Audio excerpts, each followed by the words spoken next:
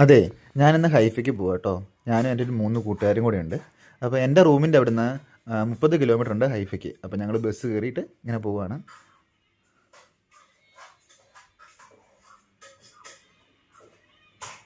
ഞങ്ങൾ പിന്നെ ബീച്ചിൻ്റെ സൈഡിൽ കൂടെ ഇങ്ങനെ നടക്കുവാണ്.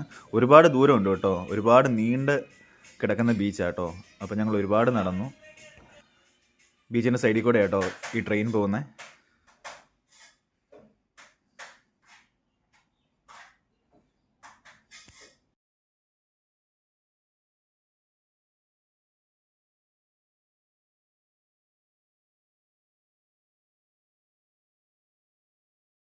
പിന്നെ പോർട്ടിൽ വന്ന കേട്ടോ, അദാനീൻ്റെ പോർട്ടാണിത്.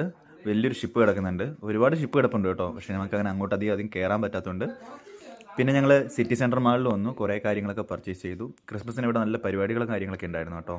ഞങ്ങൾക്കത് മിസ് ചെയ്തു, ഞങ്ങൾക്കന്ന് ലീവില്ലാത്തതുകൊണ്ട് വരാൻ പറ്റിയില്ല.